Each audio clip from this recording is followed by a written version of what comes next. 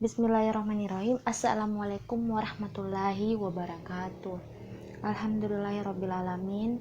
Puji syukur kita panjatkan atas kehadirat Allah Subhanahu wa taala karena kita berkumpul di via daring ini untuk membahas dan melanjutkan materi kita sebelumnya. Ya, kemarin kita bahas tentang vektor, hari ini juga kita masih bahas tentang vektor. Nah, adapun bagian selanjutnya yaitu submateri selanjutnya yaitu vektor posisi dan vektor nol. Untuk mendukung channel ini jangan lupa subscribe. Nah, sebelum kita lanjutkan pembahasan kita, sebelumnya marilah kita bersama-sama berdoa agar Allah Subhanahu wa taala memudahkan kita untuk menerima materi dengan baik. Berdoa dimulai. Oke. Yang pertama, kita akan bahas tentang vektor posisi.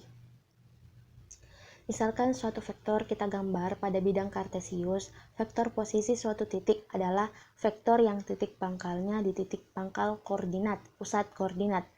Nah, di mana itu dibilang pusat koordinat? Nah, ini pusatnya. Ada di sini, ya. Ini adalah pusat koordinat dan titik ujungnya itu di titik itu. Jadi misalnya kita lihat di sini ada titik P, berarti titik ujungnya adalah di P. Ya. Nah, titik pusat koordinat adalah titik 0,0 di R2 dan titik 0,0,0 di R3. Jadi ini adalah bentuk di R2-nya. Jadi ini adalah titik pusatnya di 0,0. Nah, misalkan titik P adalah sebuah titik pada bidang koordinat kartesius di R2. Vektor posisi dari titik P dilambangkan OP sama dengan vektor P. Nah, P adalah vektor OP sama dengan vektor P yang dilambangkan huruf kecil seperti ini dengan kita misalkan titiknya di sini adalah X1, Y1 atau dalam vektor baris yaitu vektor OP sama dengan vektor P sama dengan X1, Y1. Misalnya di sini adalah X1, Y1. Nah, penulisan vektor posisi dari titik P boleh menggunakan huruf besar dengan menggunakan garis atau tanda panah OP atau P. Jadi penulisan vektor itu ibu ulangi. Jadi bisa seperti ini. Bisa juga ada tanda panahnya. Oke.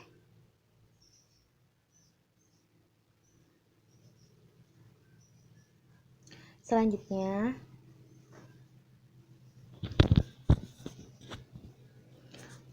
misalkan titik Q adalah sebuah titik pada bidang koordinat kartesius di R3. Vektor posisi dari titik Q dilambangkan OQ sama dengan Q kecil. Jika koordinat titik Q adalah X1, Y1, Z1, maka vektor posisi dari titik Q adalah OQ sama dengan Q sama dengan X1, Y1, Z1 kalau dalam vektor kolom atau dalam vektor baris yaitu OQ sama dengan Q. Vektor OQ sama dengan vektor Q sama dengan X1, Y1, Z1. Nah, dalam gambar ini adalah vektor di R3.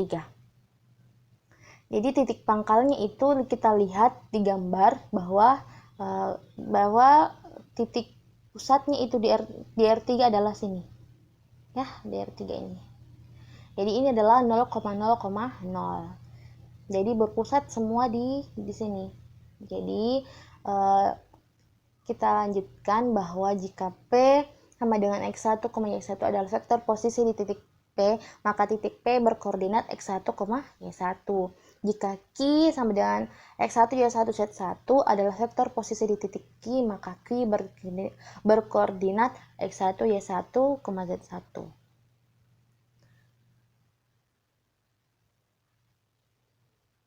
Vektor 0. Vektor 0 adalah vektor yang titik pangkal dan titik ujungnya itu berimpit.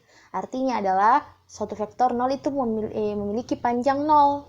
Ya, arah dari vektor 0 itu tidak tentu. Misalkan vektor AA, BB, CC dan semacamnya disebut vektor 0. Nah, vektor 0 dilambangkan 0 ada tanda panahnya seperti ini ya, seperti pada slide.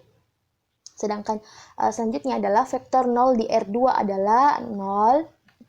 Jadi ada 0,00 dalam bentuk vektor kolom dan vektor 0 di R3 adalah seperti ini. Oke, bisa dilihat ya.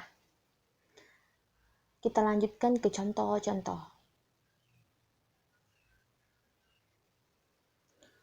Oke, contoh 1. Tentukan vektor posisi dari koordinat titik-titik A 1,5,2 dan B minus 2, 0, 3 dan C 3,-1,-4. Oke. Jadi vektor adalah vektor posisi masing-masing berikut ini adalah vektor posisi masing-masing vektor.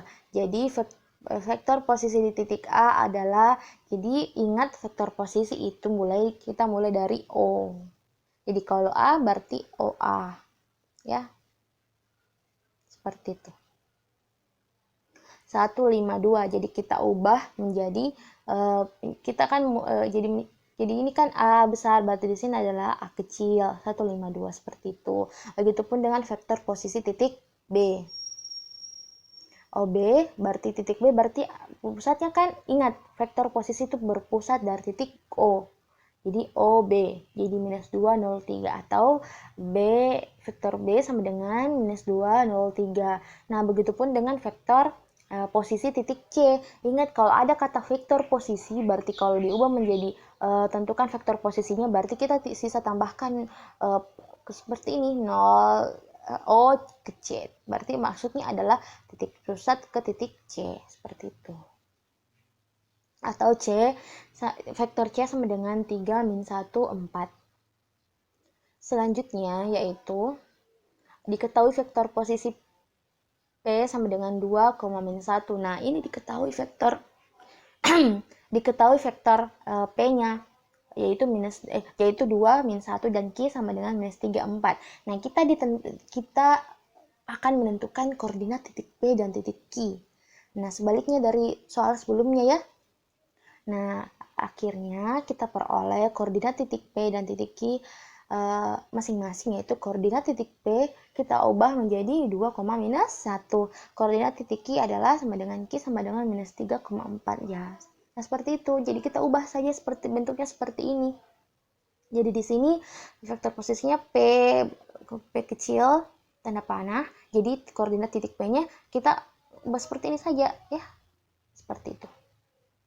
Selanjutnya adalah vektor PQ. Menentukan vektor PQ sama dengan, berarti ingat, kalau misalnya kita menentukan vektor PQ, berarti kita akan mengurangkan koordinat Q dengan P. Karena kita peroleh tadi Q-nya, kita sudah peroleh Q-nya sama dengan minus 3,4 dan Q-nya sama dengan minus 2,1, maka kita akan mengurangkan Q-nya berapa? Q-nya X-nya sama dengan minus 3, kemudian P-nya sama dengan 2, berarti minus 3,2 sama dengan minus 5. Kemudian begitu pun dengan Y-nya.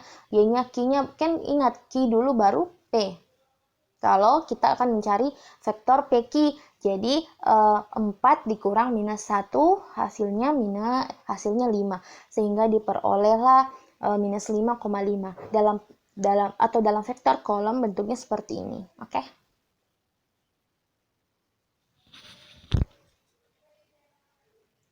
Tentukan vektor 0 dari titik A, minus 2,3 dan B, 1, minus 3, minus 1. Nah, penyelesaiannya vektor 0 dari masing-masing koordinat. Vektor 0 dari titik A sama dengan minus 2,3. Nah, kita akan mencari vektor 0-nya. Jadi, kita akan mengurangkan titik-titik itu. Misalnya titik A, berarti kita akan mengurangkan A ke A. Karena titik-titiknya itu berimpit, berarti A berimpit dengan A, seperti itu. Jadi berimpit dengan dirinya sendiri ya. Jadi A kurang A sama dengan minus 2, kalau minus 2 3,3 sama dengan 0,0. Jadi diperolehlah vektor 0A sama dengan vektor 0 AA sama dengan ini. Nah, begitupun dengan vektor 0 dari titik B, 1, minus 3, minus 1. Jadi kita perolehlah seperti ini, kita mendapatkan vektor 0. Nah, di sini kita lihat kita akan mengurangkan titik B ke B sendiri. Oke? Sehingga diperolehlah 1 kurang 1, minus 3 kurang minus 3, ini kan berubah menjadi minus 3 ditambah 3 hasilnya 0. Begitupun dengan minus 1 dikurang minus 1 sama dengan minus 1 tambah 1 sama dengan 0. Jadi diperolehlah vektor B-nya. Oke, saya kira cukup sekian untuk materi kita pada hari ini. Jangan lupa subscribe, komen, dan like. Oke, assalamualaikum warahmatullahi wabarakatuh.